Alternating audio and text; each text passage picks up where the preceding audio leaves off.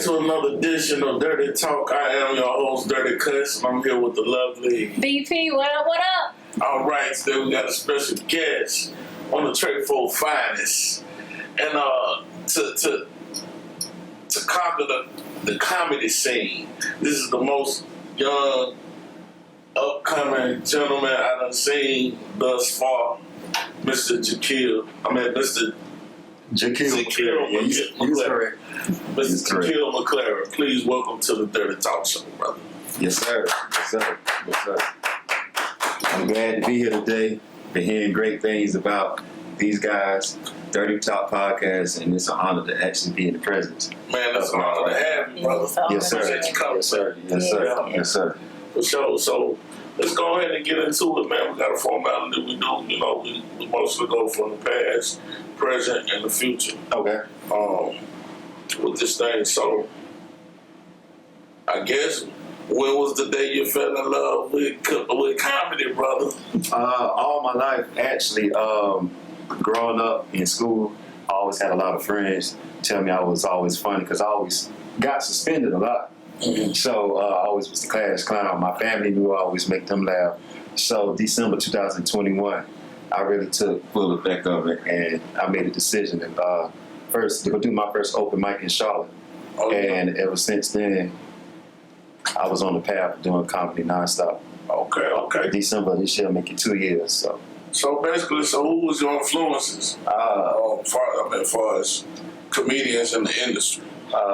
Country Wayne, Karen Claiborne, Bubba Dub, D. Ray Davis, Michael Coyer, Desi Banks, Okay. Tim Shropshire. This goes on and on. Let's go on. Yes, sir. Yes, sir. Yes, sir. In the older school comedians, you look to? I look at a lot. Because those a lot of the current guys, and I That's where they got imitated from. And I understand you know you're a young fella. You Right. about 26. You 26. Yeah. Yeah, you a young fella. And, you know, I understand. You know the realm you come from, but are there any older like Rick Fox? I mean, like Richard Pryor, Robert Harris, Sinbad. Okay. Some more. The vintage Cat Wings, I love. I love Tony Rock, Chris Rock. So I look at the old vintage comedians as well now. I study them. You ever check out their comedy jam? Definitely.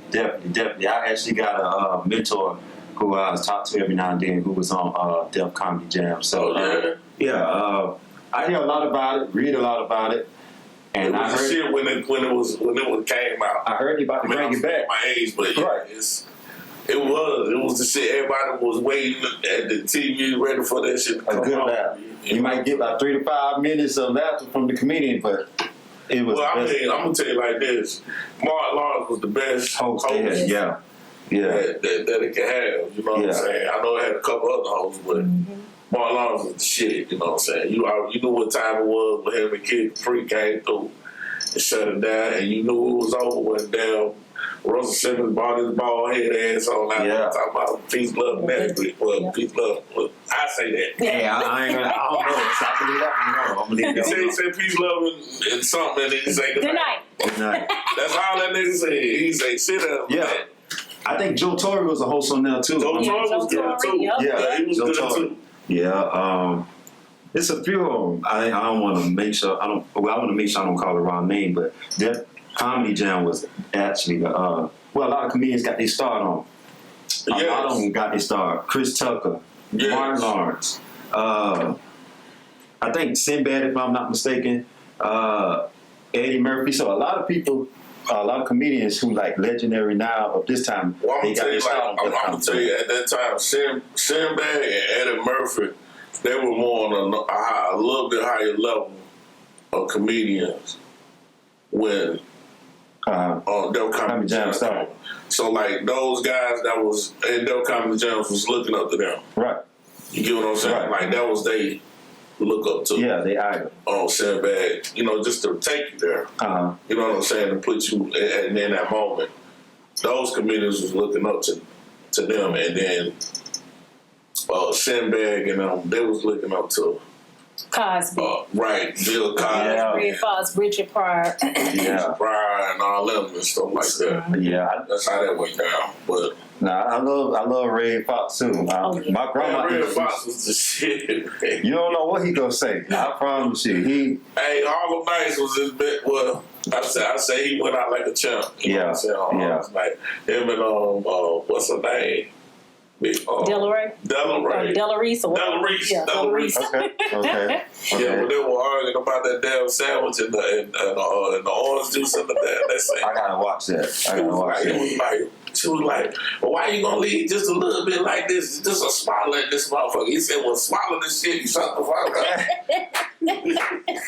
And that's all I'm like. That's all I'm like. Yeah. Yeah, you I gotta go check that out. I gotta watch. I definitely gotta. And Sanford and Son. Yeah, The I old watch that. reruns. Now that's That shit right there. Now if you definitely want to dig in the crates, you definitely got to go back in. Sanford and Son, Yes. Lamont. Yeah. And you know nowadays they got you can see all the goddamn all kind of action. everything on your time. Yeah. So I find myself binge watching Good Times. I love Good Times. Delma, Michael. Yeah, man. JJ. Just to say, I was like, dang, I ain't know they had, just to see the very first episode and because I was born into it, so. And I grew up catching some of it. Yeah. Some of Good Times. It was fading out by the time you there. Jamie Foxx show. Yeah. Martin. That was popping then. The Parkers, Monique. Yeah, so I was able to catch some of those shows, but that was comedy. Yeah. For sure. I'm telling you. Yeah. So do you ever find yourself having to be careful about what you say with this type of climate we in right now? Oh yeah, definitely. I had a time I was on stage at the Comedy Zone, and it's a joke I normally tell because it's a real life joke. I ate some edibles when I was working at this white funeral home. I won't call a name, but I had some edibles right before we had a funeral this particular morning. And this week we had a black man at the funeral along with the white folks that we already had there. And after those edibles, we got to the funeral home, and I loaded the wrong body in the hearse. Oh shit! And we done got to the church. I didn't even check the casket to make sure who was in the casket because it was two white caskets. One of the white caskets had the white person and the black man in it. So I didn't double check. That's my fault. We got to the church, the family coming down the aisle, and I got the cue to open the casket. And when I opened the casket, it was a black man and a white person funeral. Oh man, you know they. I heard you tell that. I didn't know it was real. Yeah. That was real. That's for real. So, I know you got fired that day. look, man, I'm for real. I got fired, man. It was hard for me that day. It was hard. I know. And you was high. You couldn't find the. So my coworkers, because when I went into the joke at the Comedy Zone, I'd say you can't trust white folks, and most of the white folks laugh at it. But after I came off stage, the owner of the Comedy Zone came to me. He was like, "Don't use that term again, white folks." So I say, "What do you want me to use? Crackers?" So. That was one lesson I learned. Certain stuff I couldn't see on stage, but most of the time. They love to hear it all. They love to hear the raw. They love to hear the clean comedy. As long as you can deliver both, you have a great night. That's what's up. Okay. That's what's up. Yeah. So you pretty much tell us you know how to play the crowd. Yeah. You learn how to play the crowd now. Definitely. Sometimes you go in there with material that you already rehearsed, practiced, written down. You get on stage, you see those jokes ain't working. You better be smart. I could go to something else quick, right, to get the crowd to laugh. Because if not, they gonna look at you like. So, tell me, how do you prepare for a show?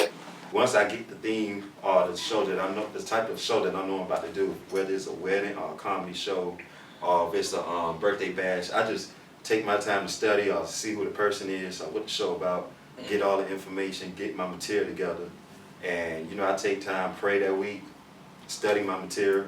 Yeah. Once I get there, I go in the dressing room, 30 minutes for the show, go over my jokes, and go on stage to deliver. But like I said, it's not going to always be like that.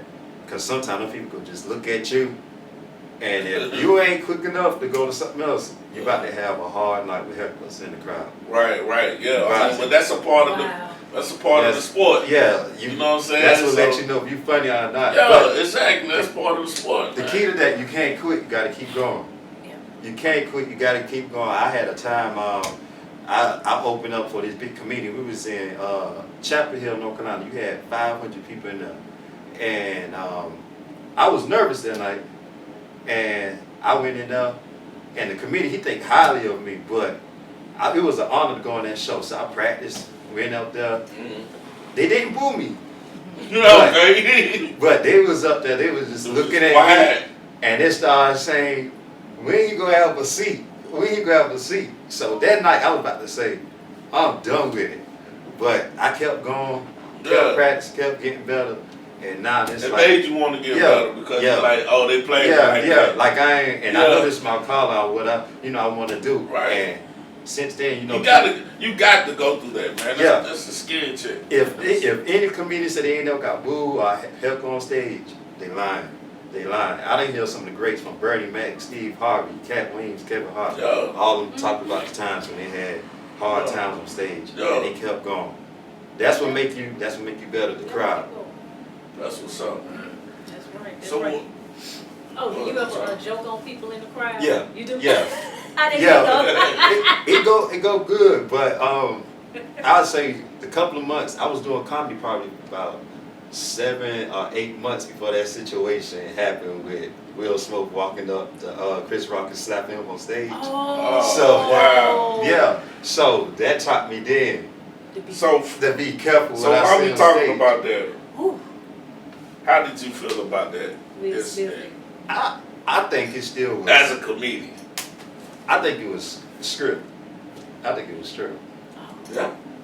And I won't go into why I think it was script, but I think it was script. But the thing what I will say about that, Will Smith was wrong, and he encouraged a lot of other people in the whole wide world.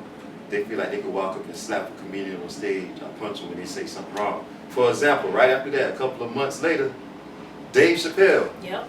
Right. Same thing after him, the young guy ran up on stage. But he learned his lesson not to do that. So you just got to be careful what you say on stage. But most of the time at the comedy show, they got security there. But so you gonna start bringing fold-out chairs with you?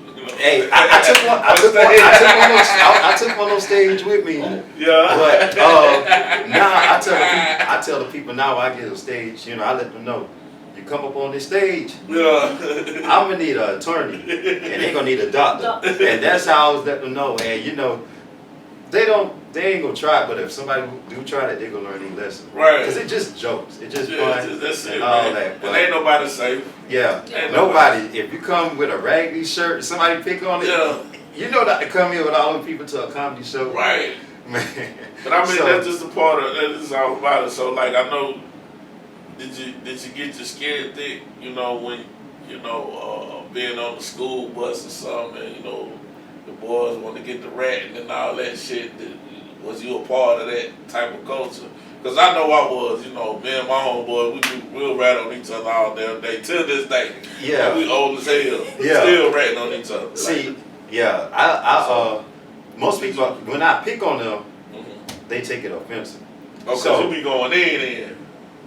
Well, I say with my friends, I'll go in on them. So that's right. That's what I meant. But as far as with the people in the crowd, I know how far to take it because at the same time, I know everybody don't have a mentality that's strong enough to know that it's just jokes. Some people, once you joke too heavy on them and they see everybody in the crowd laughing at them real hard, they ready to fight you. So I'll meet their ass out the parking lot. Yeah, get out the stage, my boy. Come out here. You go see. So I try to be careful, but my friends, they ain't safe.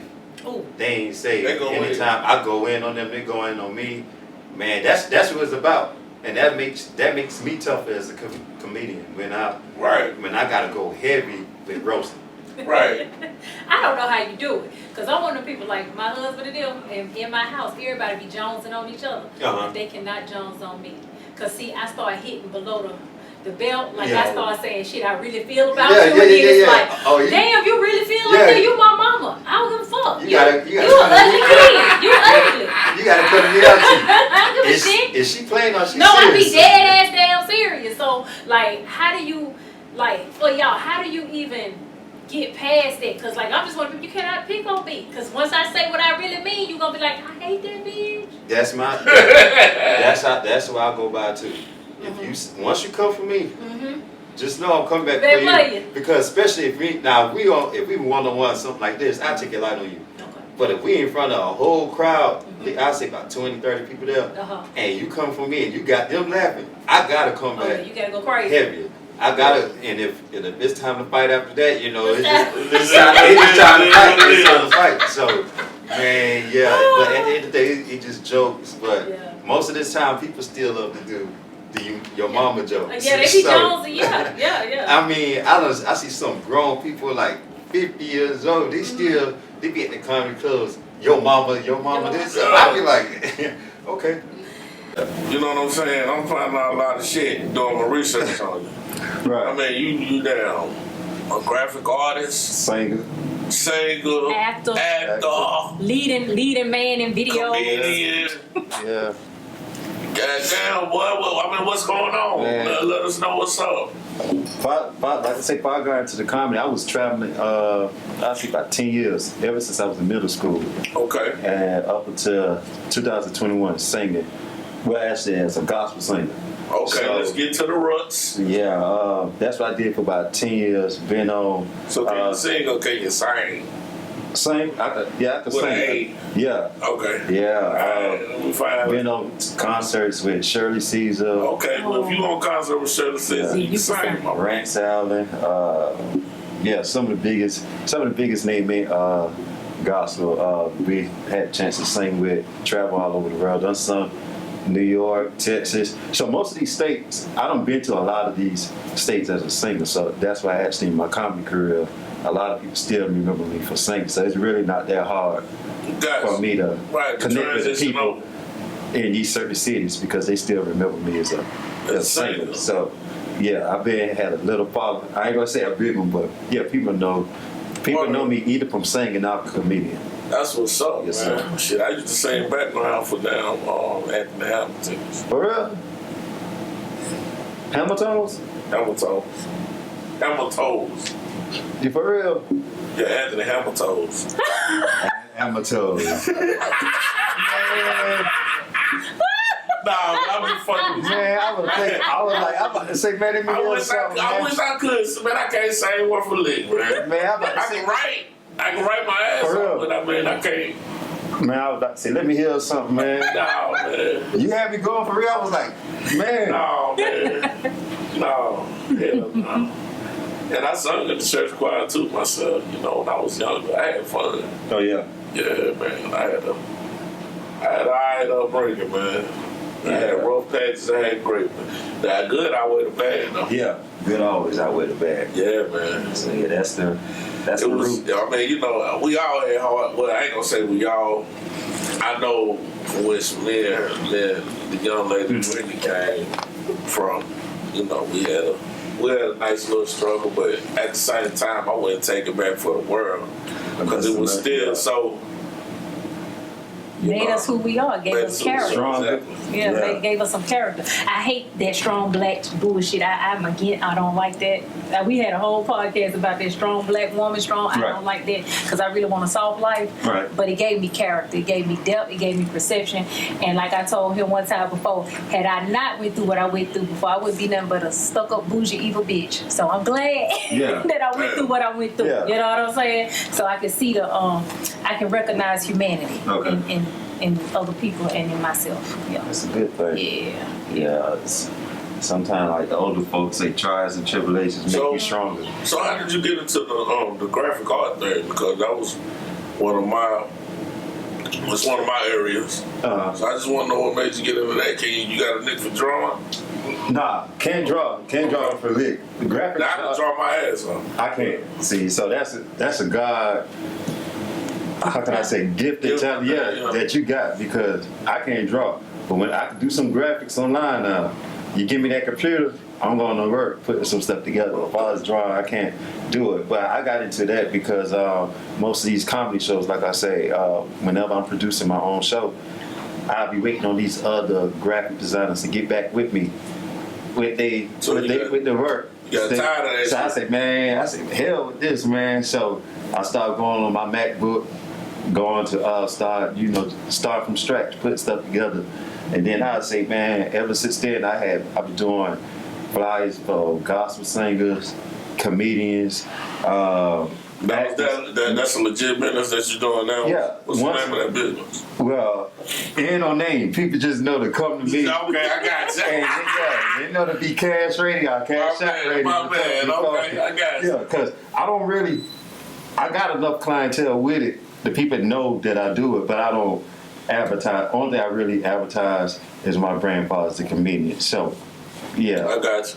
That's why I ain't never had no name. So if you know, you know. If you don't, you know. Yeah. But most of the time they know.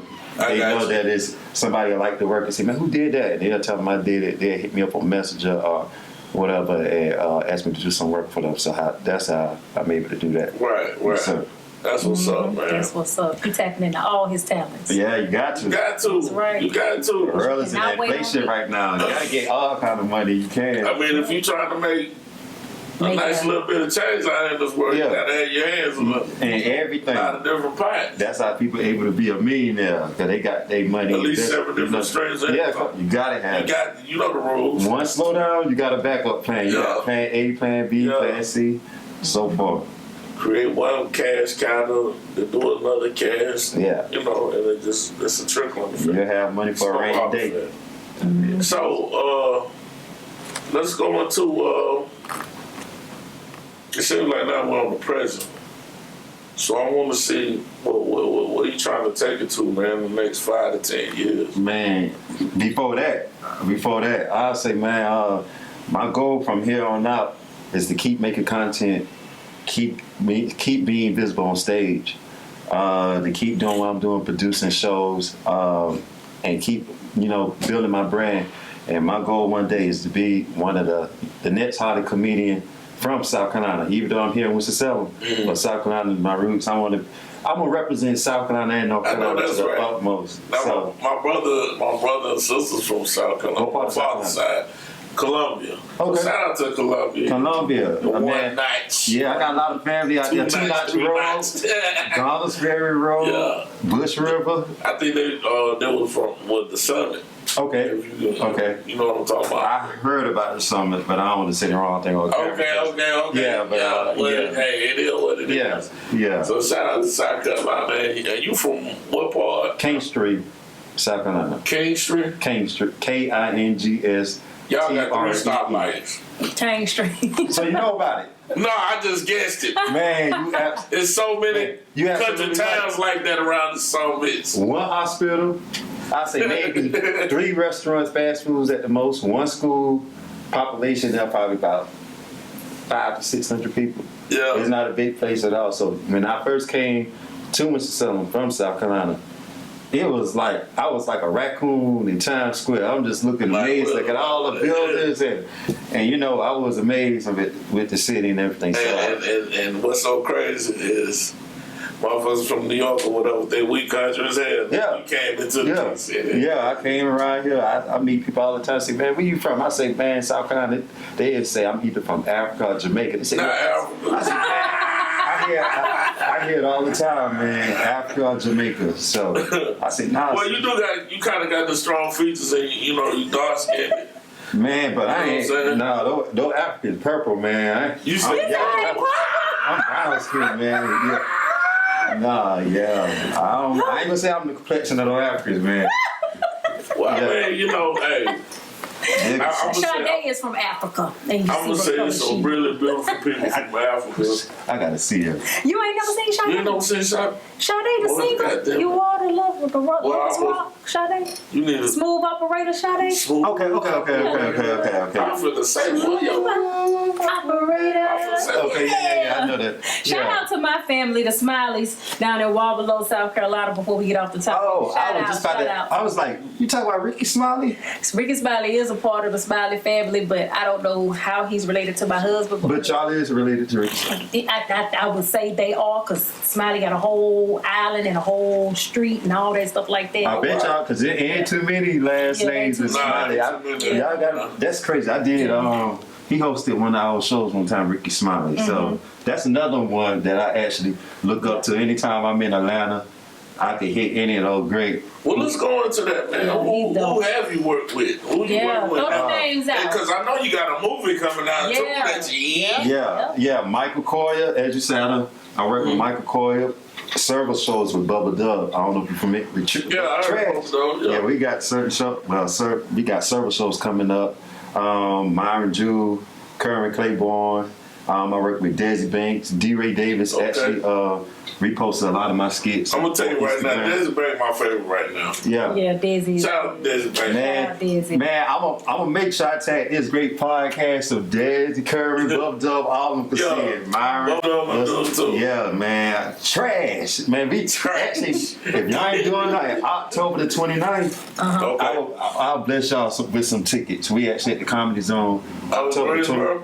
Charlotte. Okay. That's a Sunday night. You got Bryce Young, all of them coming to the game. Some of the Panthers, Hornets. So, man, y'all let me know. I'll give y'all some tickets October 29th. Okay. Well, I'm letting you know. Yeah, we come on, man. We gonna come through. We gonna come see us on stage. Y'all go laugh the whole night. I promise y'all. Y'all go laugh the whole night. But yeah, most of those comedians. I got some shows coming up in L.A., New York, Alabama, Maryland, here in North Carolina. So everything's actually going good. I've been to Broadway Comedy Club in New York a couple of months ago. So yeah, I did St. Louis. So it's just small kid from South Carolina. Have you? I like Earthquake, man. Have you? Earthquake is legendary. Earthquake yet? I know where he at in L.A. I know the club he always be at. So I did say that when I go out to LA. He did say he had a club in Atlanta too, no? He probably do. But I know he be in LA a lot. Okay. So the comedy Chateau, I believe that's how you pronounce it. He be there a lot. So anytime I'm in the LA area, I'm gonna definitely have because Earthquake gonna say, boy, you little to me. I ain't know his number yet. He was the same way. I just seen this. By the way, excellent interview on Drink Champs, you know what I'm saying? With Earthquake, but it really opened my eyes on in his struggle and how he came about. But it was the same way, right? Same as that way, man. You know, he came out of the military. And he said, well, he had access to get to Steve Harvey. At that time, Steve Harvey was big. He was a no name. He told Steve Harvey, "Look, I'm trying to get in the game, brother." You know, and it happened. Hey, and that's another thing that I noticed. Most of these comedians, I used to always tag them in my videos. Because they used to be like, he was getting no attention at one time when I first started. So I tagged Desi Banks, Country Wayne. I mean, D-Ray Davis. I'm tagging all the big names of comedy. And Country Wayne, I do like. And after a while, those guys, it'll show me on my Instagram that they looked at my skit, but they never used to respond. So I just kept going, kept tagging them. And then when I met most of the names who I used to actually tag in my skits, when they gave me the chance to open for them, I used to be like, in person, I said, man, I'm sorry for how I did you online, just keep aggravating. But they told me, they said, man, keep doing that.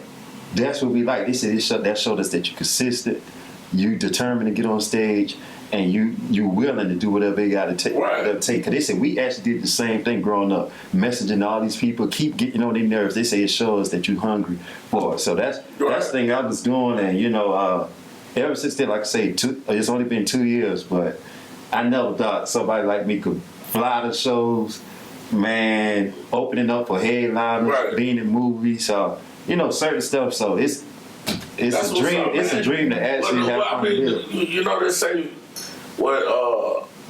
faith without no works is dead. It's dead. Yeah, faith without works is dead. So you put that work behind that faith, and it don't have no choice but to come to life. Yeah. Regardless if you like it or not. Yeah. That's for example, I got one of my rapper friends. He live in Atlanta. He done work with some of the biggest Atlanta rappers like Little Baby, all of them. But his career was starting off slow. And he told me, he said, man, ever since he started going to church, reading his Bible more, and he done did a lot of heavy stuff like in the streets. And he was like, man, even though I still do what I do, he said, but when I started, because I go to church a lot, he said, man, once I listened to that advice you gave me, his career, his life, his family, everything started going better. So I'd say that to say, faith without works is, Yeah. Definitely, I always pray before I go on stage. I'll do anything, Well, good thing he had that, because I was going to tell you, boy, it's rough out here being a rapper now. I was going to say, do you got an insurance policy on your friend? Man. Because goddamn. Yeah, man. These boys. They taking it to what they actually saying. In These some real emotional rappers nowadays.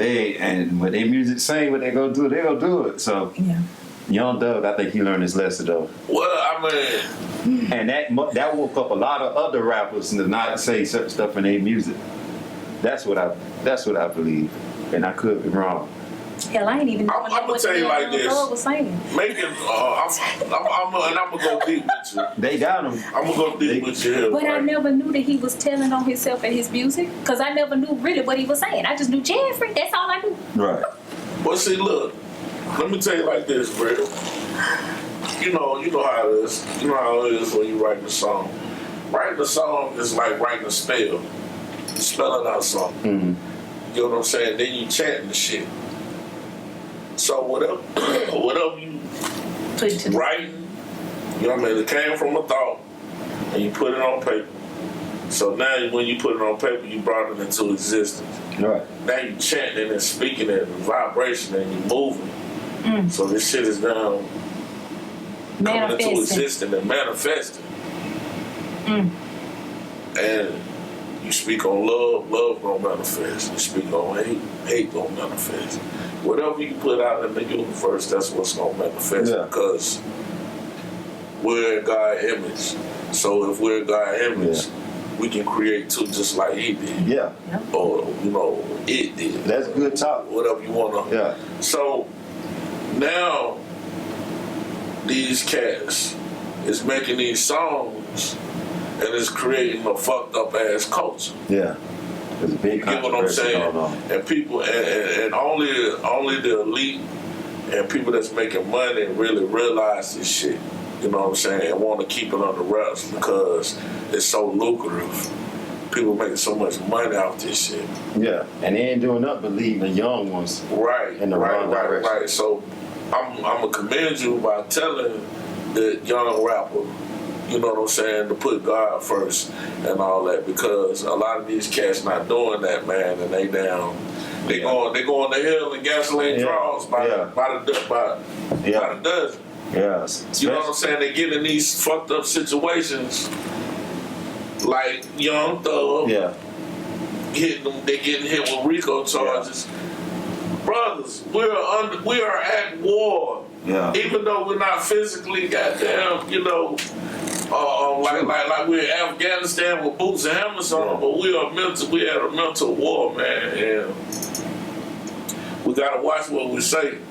We gotta watch what we do because we're powerful people, and you don't even realize that shit, man. And y'all putting out things in the atmosphere that's destroying us. Well, we need to damn survive because we already got certain entities out here trying to kill us already. Damn. If anything, we should stick together. But well, I mean, it's got to come back around, brother. Even though we don't do it now as black folk, every other culture doing that shit. Yeah. You best believe it. They come together. All the way down to our brothers and sisters in the Latino community. Yeah. You know what I'm saying? Because they black as hell too. Yeah.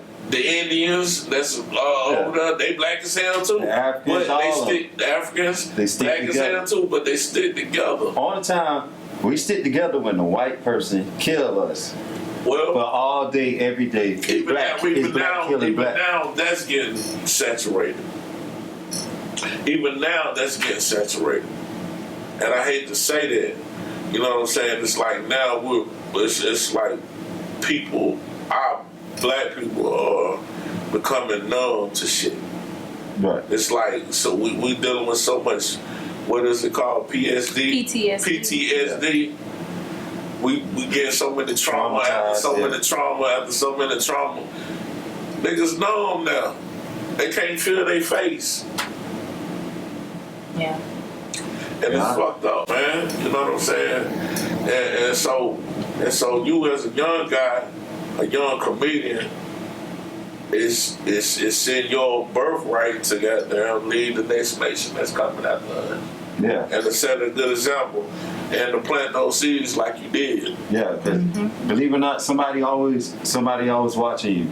Like, Yeah. like I was just telling her earlier, I was in the store the other day, you know, some guy ran up to me and said, I know you from somewhere.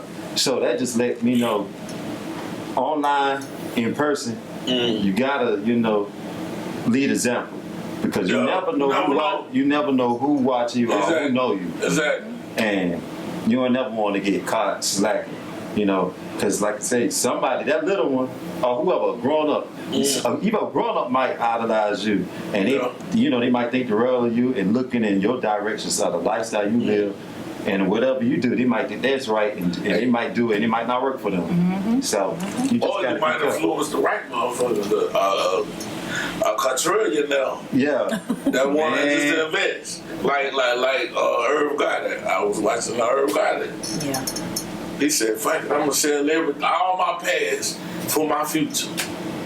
Yeah. And what he did, he stepped out on faith and wound up meeting a guy that said, hey, you sold this for $100 million.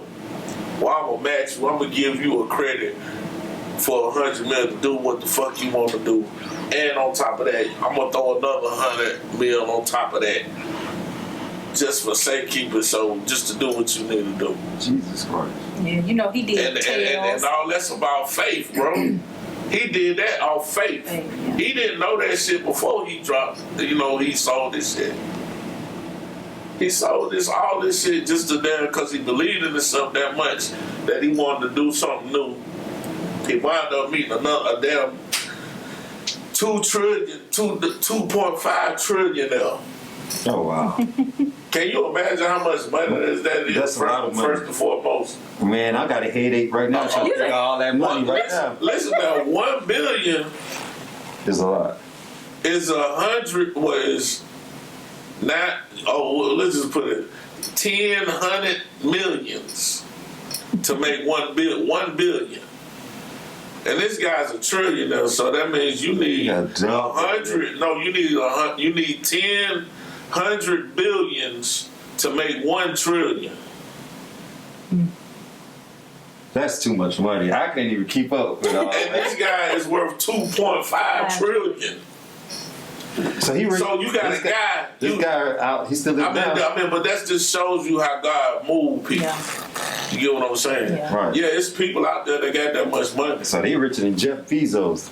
You know what I'm saying? Like, especially like them Arabs. Mm-hmm. Yeah. They got money like that. These people in other countries, not these local Americans. Oh, I was about to say, the last one I knew was Jeff Bezos is like almost one of the richest men. But this man right he telling about. Yeah, it's some different stuff going on in some other countries. That's a lot of money. You don't know who out there. Yeah. You don't know who's out there. Yeah. And like you said, you don't know who's watching you.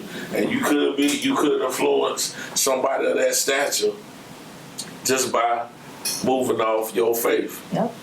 And I mean, that's a perfect example just from Irv Goddard. You know, that nigga, he ain't the cleanest cat in the world. You know what I'm saying? Uh-huh. But he moved on faith. Yeah, nobody perfect. Yeah. Nobody perfect. I find somebody that said they perfect, I'm running for them. Shit, look at who God rolled with. Yeah. Sinners. He rolled with the worst of them. The 12 worst kind of niggas ever want to meet. Yeah. All of them have their own distinctive demon. Yeah. Yep, they sure did. That's saying ain't nobody perfect. No. If I see somebody say they perfect, I don't want to be around them. And favor ain't fair. So let's go into this movie, man. Tell us about this movie. Couch Party. Couch Party. What is it? Couch Party. Cops or couch? Couch. Couch party. Like sitting your ass on the couch. Sitting your ass on the couch. COUCH. Couch Party. Oh my God. So okay. Who came up with this, and why was you so reluctant to come to be a part of this venture? Well, with the movie, this girl, her name is Jakeel Knox, Go Get Her Productions. Okay. Shout out. Yeah, she actually here in Winston, I believe, but she travel all over North Carolina. Oh, really? Okay. She reached out to me. I can't remember how we came in contact. It was almost about a year and a half ago, but once we talked online, she said, I see you're a comedian and all that. I want to put you on this film. So I didn't know the part that they had me doing was going to be passing out, somebody choking me out. So, man, We got there, I practiced the Did y'all part. get a script? Man, so everybody else was actors already. Okay, because most you get a script reading, y'all do a reading. And, Yeah. This was my first. I guess I don't know what happened with the other person at the last minute. So I was gonna be the replacement. okay, I got you. So you was And on some fly shit. yeah, Okay. And they know I was getting a little buzz on social media, so somebody told them about me, and I got there, and I say, "What part are we playing?" And that's when the dude was like, "I'm gonna choke you out" and all that, and you just act like play dead, all you pass out. And I had that part right there, and I just put my acting skills to work. Once he came and choked me out and all that, and that movie actually doing good. It's like one of the #1 movies on Tubi TV right now. Okay, so it's on Tubi now. Yeah, it's on that's Tubi. Where we can find it. Yeah, it's Couch Party. Then another one I'm actually in right now that we're working on with some people out of Atlanta. His name is Mr. Jeff Williams out of Atlanta, but he actually got that one coming to Netflix. Okay. So yeah, like I said, two years I got one on. It's not my movies, but I can say that I'm in within 2 years on one on Tubi right now. Then eventually be on Netflix. So it's just God blessings. So that coming down on me. Yeah. You moving. I try to sound like I'm not bragging, but Man, you better speak that shit. Yes, sir. Yes, You sir. better speak it, brother. Yes, sir. Excuse me, Nah, you gotta speak that, man. Yes, sir. Yes, sir. I'm trying to, Wow. one day at a time. Keep going. Wow. So you said, what is the name of the next movie? The next movie. Well, I can say it on here. Confidential thing. I can say it on here. Okay. They call it Call Out. So it's called Call Out, and like I said, Mr. Jeff Williams. Can you go into what it's about? Or? It's gonna be like a comedy sitcom. Oh, it's a comedy. Yeah. So it's down your alley. Yeah. That So is just, the next I'm film, assuming this couch. Couch Party, that was a comedy film too. Okay, all right. So yeah, that's why they had me to play that part. I thought I would have been a good placement to play the part with getting choked out. And I was the delivery guy. I came to pick up. Oh my God! I came to pick up the guy furniture from him and his wife. And the guy came out the house, snuffed me from behind, choked me out, and threw me on the grass. And like I said, that movie, it came out about 2 months ago. You was repoing their furniture, or you was just a mover? We delivered at first, but then I came to move it. So this particular time, when I got choked out, I was the mover, coming to pick the stuff up. Okay. So, that film, like I say, that film did good. And believe it or not, a lot of people who watched that movie, they loved the movie. Overall, they loved the whole movie. Okay. But that's one of their favorite parts. Because that's really one of the main action other towards the end when the guys start fighting. But that's the first action of the movie. Let me ask you this.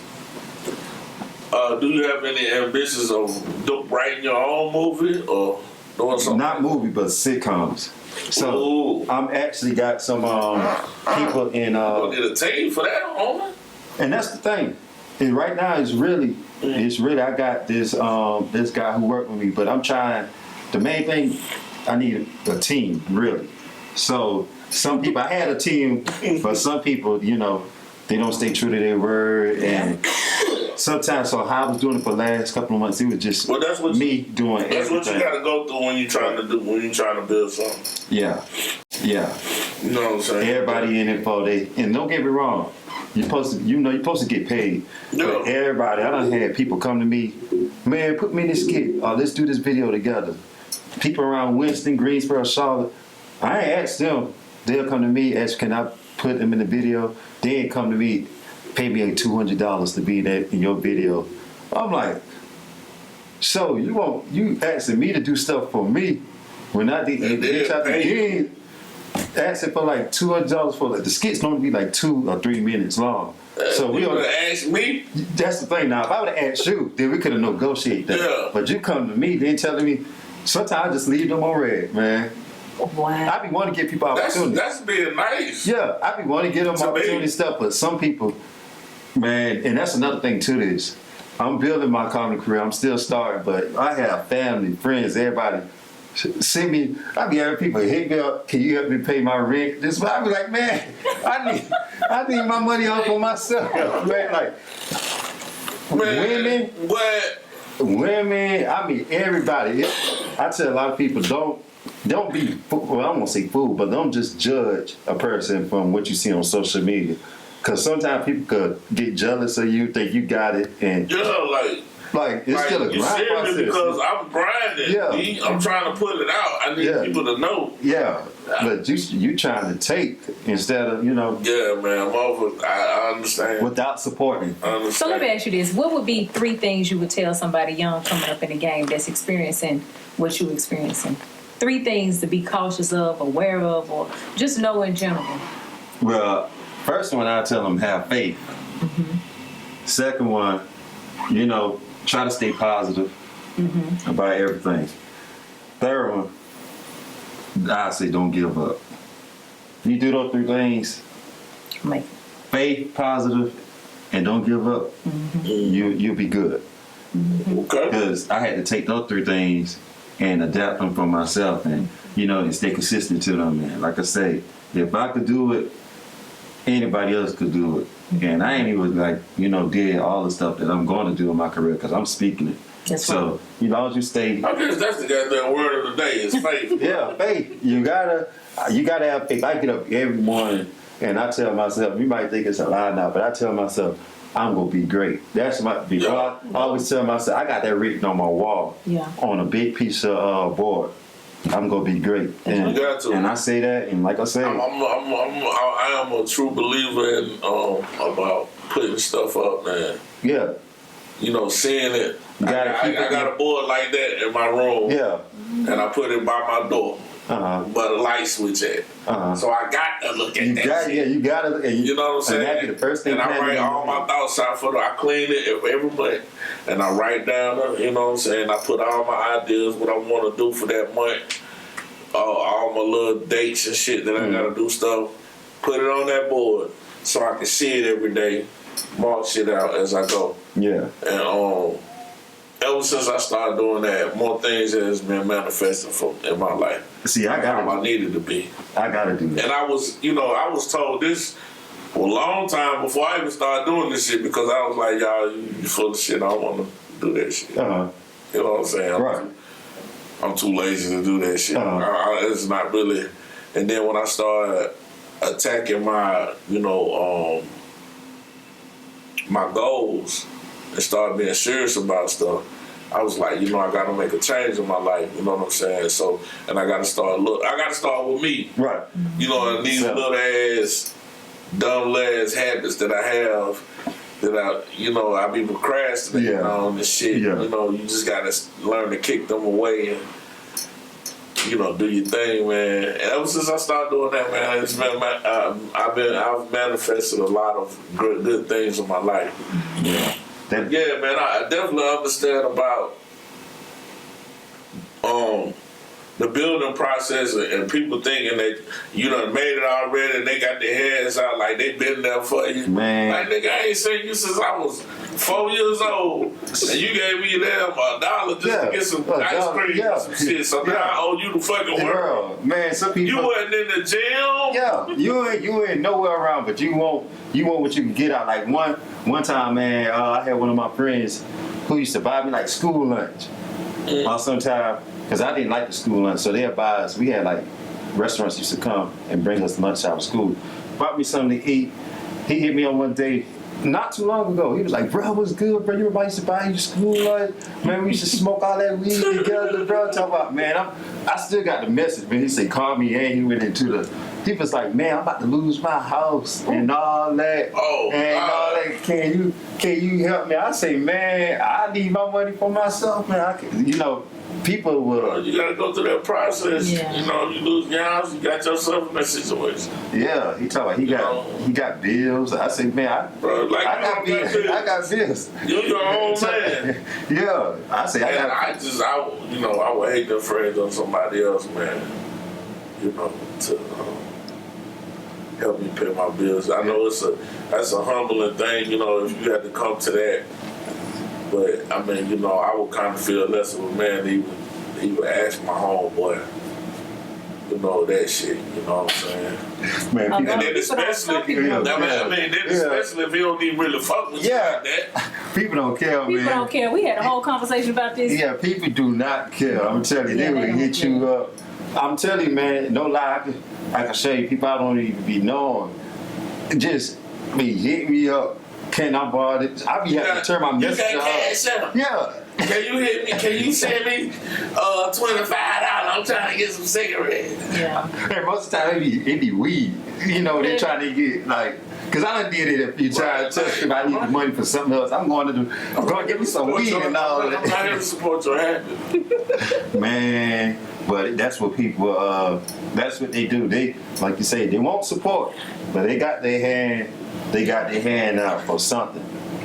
For something. Been lying. I got people all the time. They don't never want to pay for a ticket for a show. First thing they always say, "Give me a ticket." No. Give me a ticket. And that's one thing I thought that you would put out there for the young people. What we talking about right now, you got to learn how to preserve your money. Mm-hmm. And not only that, you got to know how to preserve your peace. Because people think that they can constantly take from you. Even if it's just your positive energy. Even if it's just, And preserve your worth. Preserve your worth. Yeah, know your worth, number one. Know your worth. And people that really love you and care about you, they're going to pour into you because they know your worth. No, you know what I'm saying? Not just take. Not just take. No. And I don't even have, like I was telling my girlfriend this last week, I don't even have friends that take from me. None of my friends, ever. We don't take from each other. We give to each other. You know what I'm saying? But it ain't never ask, yo. It's always, here, girl, I got you a plane ticket. Or, here, girl, I got you, you know what I'm saying? Right. Birthday, holiday, da-da-da. That's when people love you and they care about you, regardless of where they at in life. If they will pour into you, you got to watch them people that don't. And watch them people that constantly take without giving you anything. They don't deposit, they just want to withdraw. No, that's not a friend, and that's not love, and that's something that I don't know why some people feel so entitled to other people's things or stuff or time, energy. But yeah, that's a nasty habit. They don't care. They don't care. And that's what I hate about social media.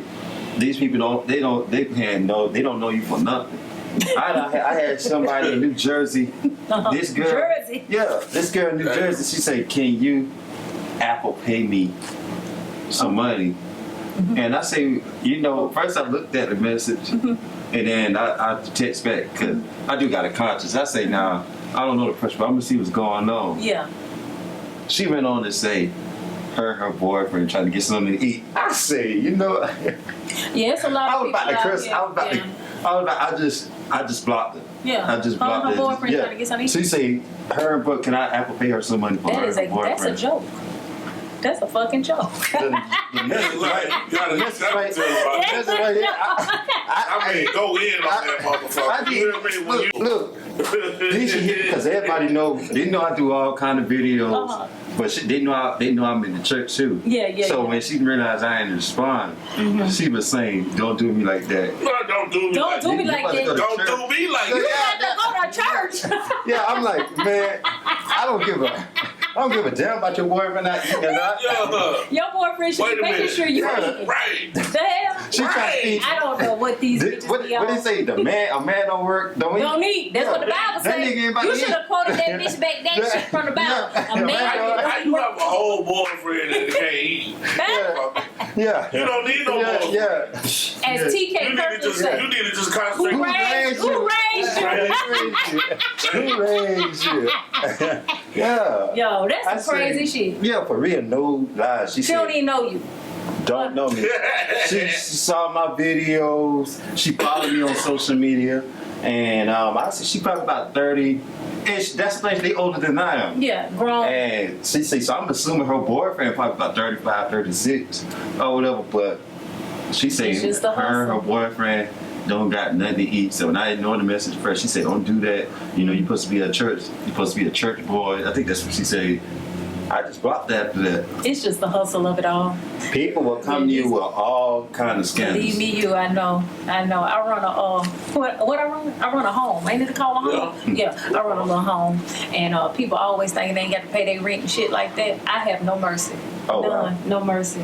Because I know what you're doing with your money. Yeah, pleasure. You know what I'm saying? Yeah, pleasure. Take care of the take care of your first. You know you Before you have start taking care of your that's right, habits. your Yeah. habits, yeah. But people, and that's one reason I don't house women. Because I know if you got something between your Oh, legs, Lord. you You can gonna always set- make some money. Yeah. And a broke bitch don't get shit from me. And not even, I'm sorry. Yeah. No, because you're doing something with somebody. I They think say I'm probably not. more the comedian today.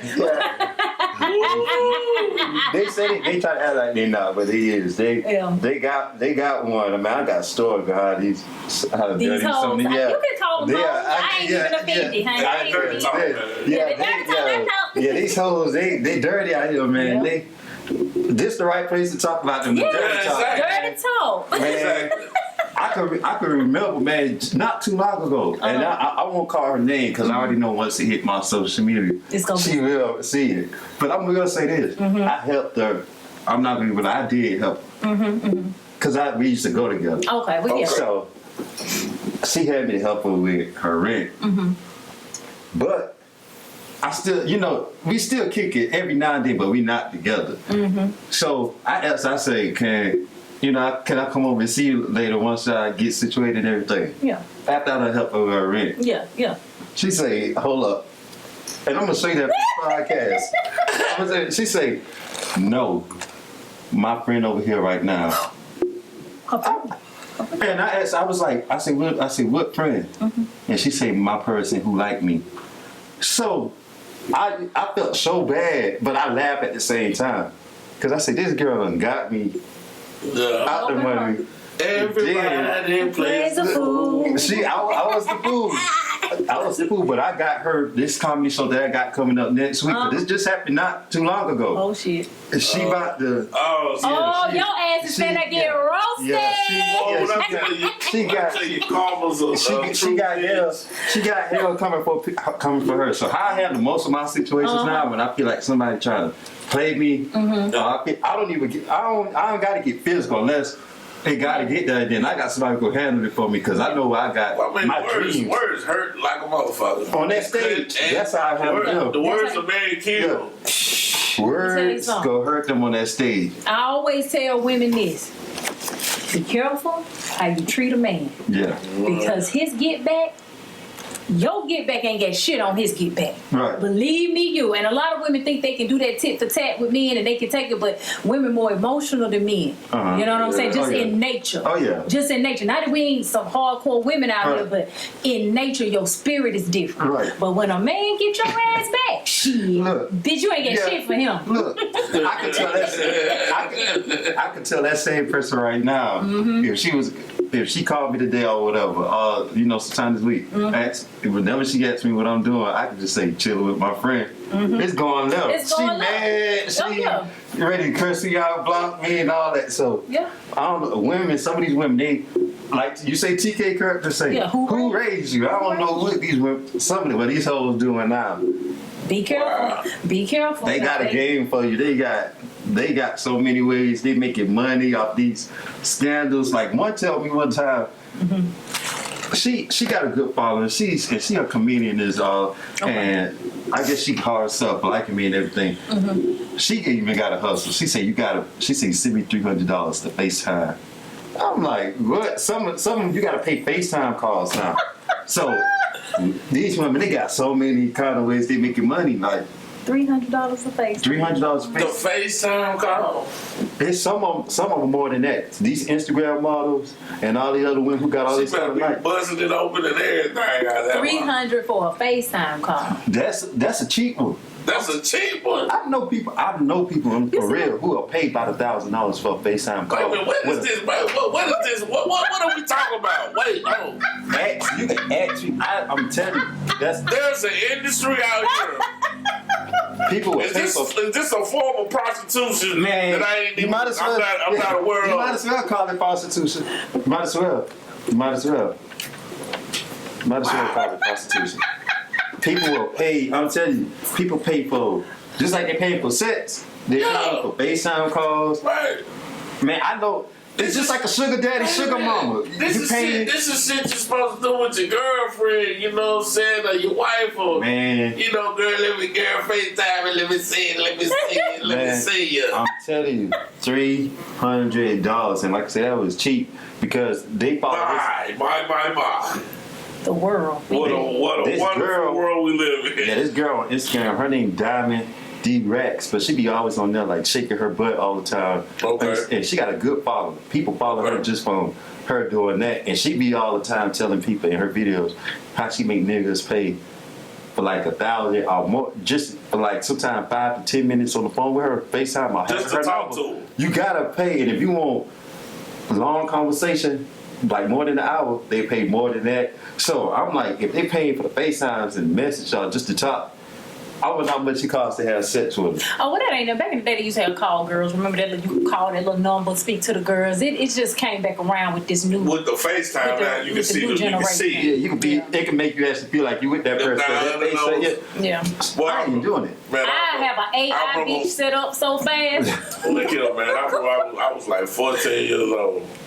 And I called one of them goddamn numbers in the back of the damn magazine. Man. My granddaddy was like, what the hell is this 1-900 number? Shit.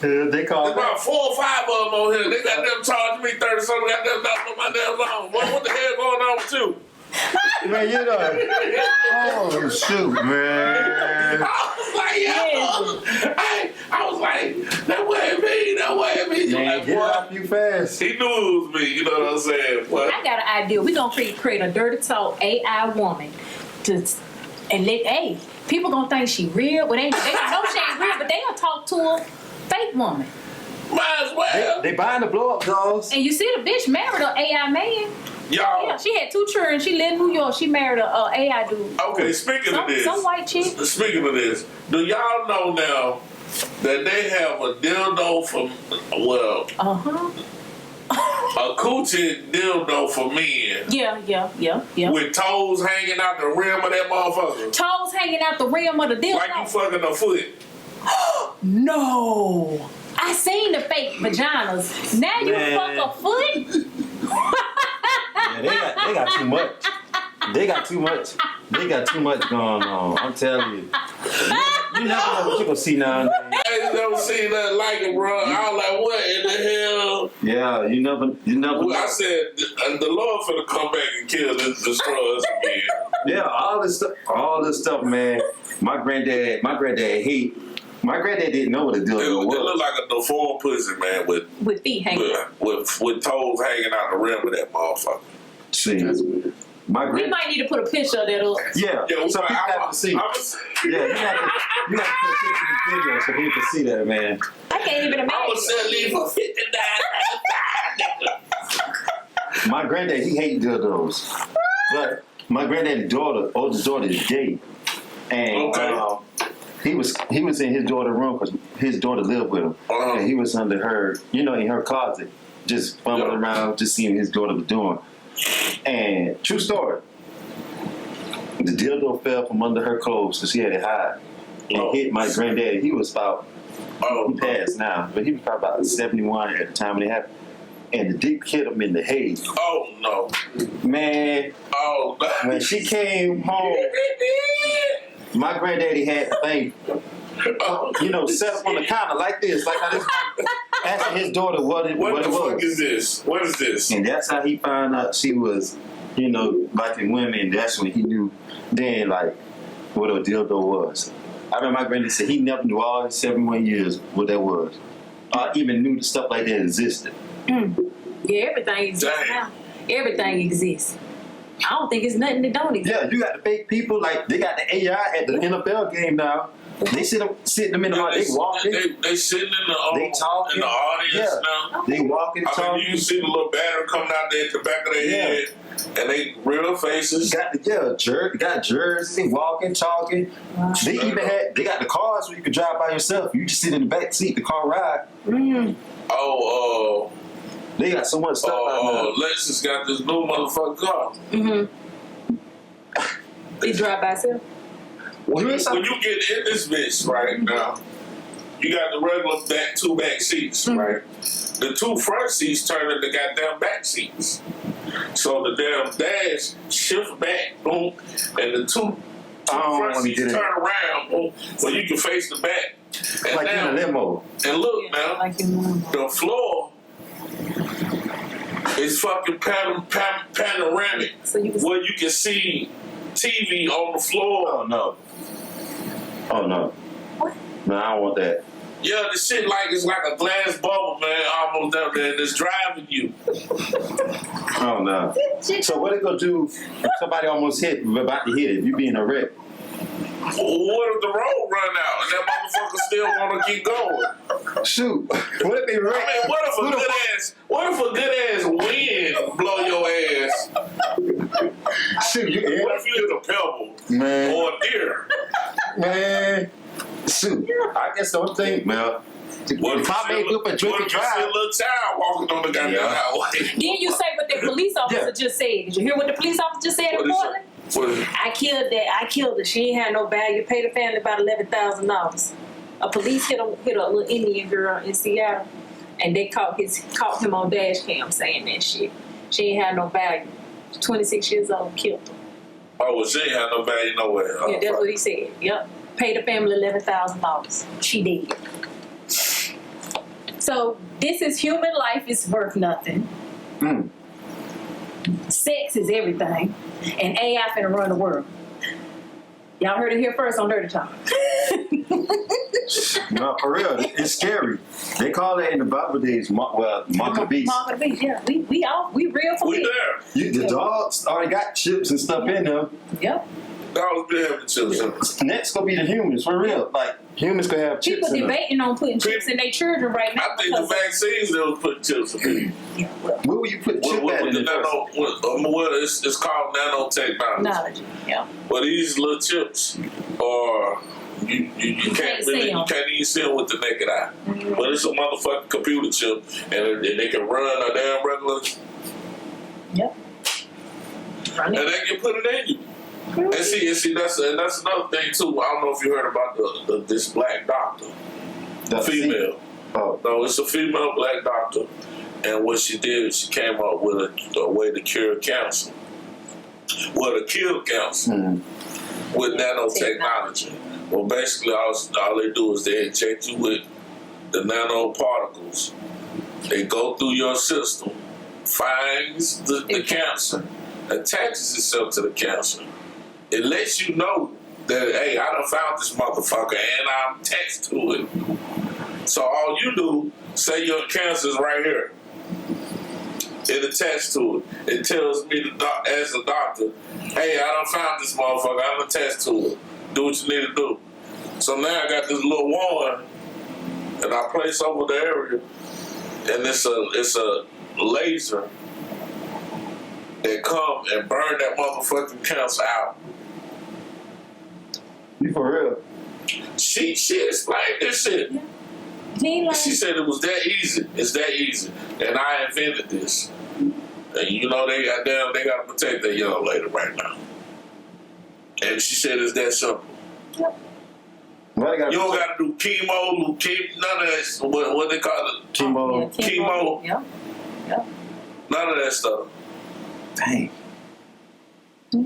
So they got to cure. I mean, I feel like any kind of disease, they got to cure. And that's another thing too. Where I want to go back about. I was saying earlier about our people. You know, our people has invented so many things just here in America within the first 20th century. Mm-hmm. You know, shit that makes it easier for us. It's I mean, we got a book on just black inventors. Yeah. And ain't no telling what the fuck they done stole. Man. They put their name on it. Black people, man, just like the lady who made the GPS. I never knew there would have been a black lady who made the first GPS. Alexander Graham made the damn stoplights. Yeah. Phones, everything. Black people, you know, responsible for a lot of stuff. Exactly. That's why I said we sleep on we got so much self-hate that we don't even realize that we just stop to think and look. and how powerful we are. Right. And even under goddamn slavery, this cracker man had to damn bring the potential out of us. Mm-hmm. Came from motherland, You know what I'm saying? Africa. I mean, not only that, we was here. We was here anyway, before they got here. Yeah, they did. That's the that's the misconstrued thing that was the biggest lie that was told to us as black folk over here, because we really don't know right. from where we came, because the people that's controlling the history, they write the narrative, so they can lie to us all over. But when the fact remains, brother, we was here before the damn Mayans was here. We got all the All-Man Indians was here 5,000 years before the Mayans disappeared. Uh-huh. And these brothers got big ass, they look like goddamn your uncle, my cousin. Locked up niggas with helmets on their damn head. They big ass boulders. Damn. My bad. You good? That's the devil. That's the devil. We good. That's the devil trying to goddamn stop me from speaking the truth. Speaking the truth. Yeah. Ain't nothing but a little honey. I got a freezer full of them. Yeah. Thank you. Mm-hmm. But yeah, man. Let me shut up. Let's get back to the jokes. Let's get back to the comedian thing. So what's going on next for you? What do you have coming up in the next couple of weeks, couple of months? Well, next week I'll be in Atlanta. Mm-hmm. Okay. Like I said, we still working on this filming, and then we got Maryland, Florida, and I know I got a lot of out of state shows coming up. Mm-hmm. Orlando, Florida, so. Got most of the shows coming up and working on this film. And then next year, I want to start tapping in, in the new year, 2024, putting together my own tour. It'll be Jakeel, McClary, and Friends comedy tour. All right. I know we go start off at my hometown, South Carolina. Then we go find a city here in North Carolina. So that'll probably be something to connect with as far as Winston-Salem. And then, I'm gonna reach out to my fan base online, social media, to see what kind of cities they want me to come to that I haven't been to yet. So that's what else I got on my bucket list. That's what's up. That's what's up. Cool. That's dope. Don't call it your bucket list, baby. Yeah. You got a lot more. Lot more life. That's what's up, though. Yeah. So give people your social media handles so they can follow you. Facebook, Instagram, Jakeel McClary. That's JakeelMcClary. TikTok, RealKeel97, RealKeel97. And YouTube is the same thing, Jakeel McClary, and that's me on Google, Facebook, Instagram, TikTok, everything. You got any shout outs? Shout out to Michael Coyer, Kirby Claiborne, Desi Banks, Myron Jew, Bubba Dub. Well, first of all, I want to, give a shout out to God, Right. Big God, who keeping me alive and keeping me doing this. My family, my kids, the comedians I just named, and all the supporting fans from all over. That's what's up. That's what's up. Hey, shout out to you guys for having me here. I know that's right. Y'all lovely studio here in the Tradepo, Winston-Salem, North Carolina. I appreciate you, man. I appreciate you coming through, man. For sure. I heard great things about y'all from Naya, Tamisha Gibbs. Everybody else in the city told me great things about y'all. So that's when I forgot how me and you came into. I think I messaged you out. I heard so much stuff. So I'm like, I gotta tap in. I was like, damn. And then I looked you up and I was like, okay, I got to tap in with this brother. And then it took me a little minute to get back. You know what I'm saying? We was persistent. You kept coming. It was persistent. And I had Brandon to contact you and get everything. And I think her reaching out, I was aggravating her phone all this week. No, you fine. I know. That was dope, though. I said, you about his business. This is what it looked like when somebody about their business. Right. I said, this nigga, he made it all right. It's all good. And I appreciate that, man. I like your hunger, man. And man, much success to you, brother, man. Success to you. Appreciate it, man. I'm saying? You definitely got our blessings. For sure. I definitely see it. And I'll be definitely contacting you and looking out for you, man, and seeing what we can do, man, in the future, man. I'd love to have you back on to give us an update on your, I definitely love to come back because, I already know I'm going to do some more great things. Right, I already know. We speaking it. Yes, sir. I'm definitely claiming it. For sure. Well, this is the Dirty Talk, man. You know what to do. Take out stinking asses, the Dirty Talk 336 on YouTube. Subscribe and follow their channel. You know what I'm saying? And don't stare, but share. Share. Tell somebody about Dirty Talk Podcast. I know I am. That's right. Yeah. Yes, sir. All right, man. Peace, love, and hair grease, man. Peace.